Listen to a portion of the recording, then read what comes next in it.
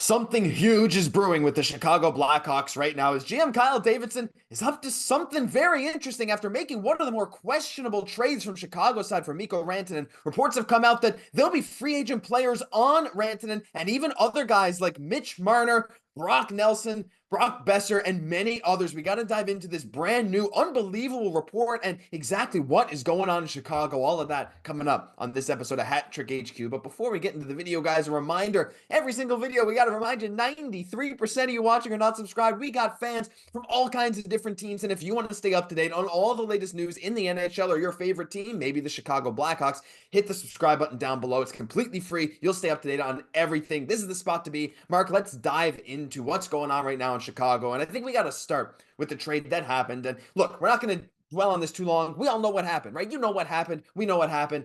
But there's an impact on Chicago here that comes with this trade. So obviously, Mikko Rantanen was shipped off to the Carolina Hurricanes. And they also got Taylor Hall from the Chicago Blackhawks. And in exchange for Taylor Hall and retaining 50% of what was left on Rantanen's salary for this season, Chicago gets back their own third-round pick. Now, it's a decent third-round pick, mind you. Since it's their own, it's going to be really, really high in the third round, essentially a second-round pick. But, Mark, I know we don't want to dwell too much on this, but this seems to indicate that Chicago's moving in a different direction. We'll get into the big report soon, but I think this is more about clearing some space, clearing some old personnel to set up something new, don't you think? Yeah, I think the biggest thing is, and with that draft pick, getting this is almost like a late second round. We know Chicago is going to be towards the end of the standings. They might get the first overall pick. So getting your own third round pick that might turn into a second is something big for this team. But overall, looking at this trade, like you said, I think they're just looking at moving personnel out, making a paveway for young guys to get into this lineup.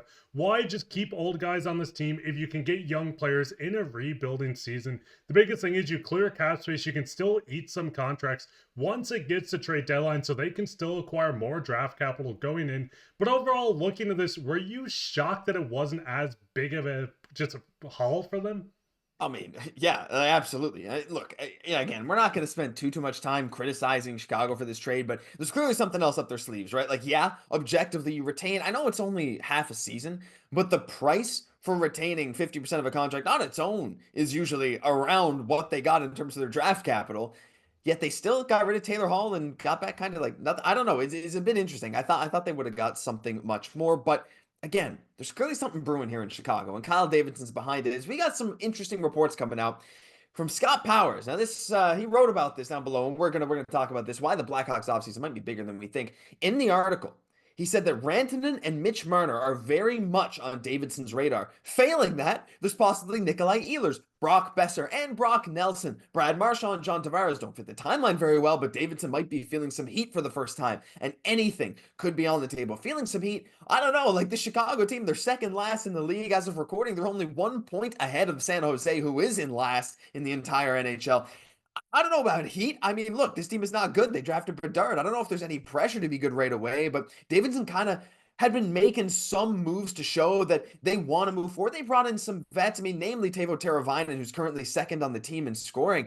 But Mark, the idea that they could even go after Rantanen, the guy whose salary they retained, or another superstar with the likes of Mitch Marner, this came out of left field for me. And I think it sheds, again, some more light. Like you said, they're paving some way for some young guys. We're seeing Frank Nazar up on the first line now. The idea that they could bring in a guy like Rantanen or Marner, or even one of those second-tier guys like Ehlers, Boeser, or Nelson, is unreal. Like, I'm kind of shocked by this, but pieces are starting to fall into place. I mean, looking at this, I think the biggest thing coming from this is they want to please Connor Bedard, get him some line mates that are star talent as well that can grow with his team. Bringing in Mikko Rantanen after being on the team for 2 minutes would be insane for the Chicago team. Getting a guy that's a 50-goal scorer, 100-point player over the past 2 seasons, on pace to do it again, a Stanley Cup champion. Bringing in this pedigree of player would be huge. Now, the biggest thing is we know the Colorado Avalanche did move on from him because of the asking price. It went up to, it seems like, $14 million. But they do open a lot of room going into the offseason. This is adjusted with the $92.5 million that the cap's going to raise up to. This is a team with $32.5 million of cap space going into the offseason, Josh. Looking at this, do you think there is a world where maybe they look at this and said, hey, we want to add the star power now. What a better season to do it than when we have this cap space. Do you think they're going to go out and maybe just sign that massive free agent signing that kind of shocks the league? I mean, they're going to try. Now, like, I'm of the opinion that, I mean, look, there's not many teams better than Carolina in a position to sign someone like Rantanen right now due to their contract structures, who's coming off the books, their highest end talent like Aho, still making under $10 million and being a good team. If you're Rantanen and you're there and you're like, hey, look, maybe I want to stay here. This is a good team. They have the money to keep me. They'll pay me my 14 million. All is good in the world. But you look at a team like Chicago, like they've gone from, I mean, I don't even know, trading off everyone to rebuild, including a guy like Hagel. Not going to dive into that too deep, Blackhawks fans, I'm sorry. But right now, like they're young, but their point production is just not there. They really need to eventually turn the corner here, and the young talent is good. But it just hasn't been enough. I mean, look at that top deep pairing, right? Martinez and Jones, but you have some younger guys like Vlasic there. And even up front, you see Frank Nazar, who's only played 19 games this season, called it back up about a month ago after being over a point per game in Rockford. He's now playing top line with Bedard and Tyler Bertuzzi, who's been playing great. But their second leading goal scorer on the team right now is Ryan Donato, who's playing the fourth line. Like, he has 14 goals. His career high is 16. There's some crazy stuff going on with Chicago. But again, it feels like they're young. They have some really high-end young talent. Again, Nazar could be something very, very special. Connor Bedard obviously is something incredibly special. Despite the rough start to the season, he has more than bounced back. And honestly, I still think he could finish this season over a point per game.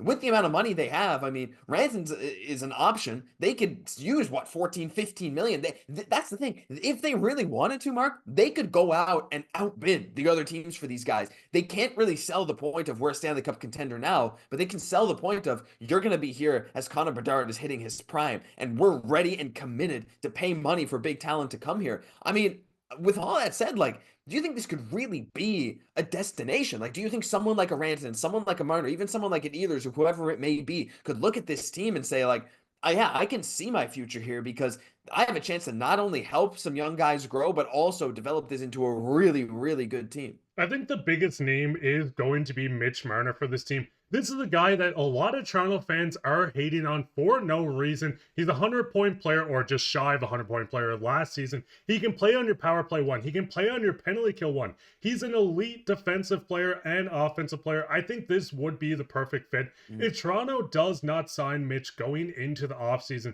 I could see Kyle Davidson going out and saying, hey, you could get offered 11 million from another team, but if we're going to offer you 14 million on a 7-year deal, it's going to be hard for a lot of guys to turn down. This is generational wealth coming in on that salary. Yes, you might not have a window opening up within the next year or two, but you're on a team with Connor Bedard, a team that's growing, young core with a lot of cap space. I think this is the perfect fit. But I mean, looking back at this, Josh, is there anyone else? Because Brock Boeser is another name that sticks out, but is there someone on this list that maybe you think they should really hammer down and try to go after? I mean, look, I think it depends on the team construction too, because I do think there's some risk. The ideas of Brad Marchand and John Tavares kind of don't really make sense to me, I'm gonna be honest. However, like even in Ehlers, like he's gonna be 28. He's gonna have a lot of teams fighting over him. I've heard Montreal being linked to him quite a lot simply because of the relationship between him and Laine, but it's not just gonna be them. There's gonna be a bunch of teams. Winnipeg will probably want him back, but yeah, I mean, I don't know. It's hard to hammer down one name. I actually do think Marner is a fantastic fit next to Connor Bedard. The dynamic play that come from them, you can stick anyone else on that other wing, and they're going to be at least a 50, 60-point player, no matter who they are, right? So, I don't know. Like, I have a tough time pinning one down, but I think Marner is probably the best fit, like you said. Or even like Rantanen's bigger, too, right? Like, he's one of those guys, 6'4", big guy.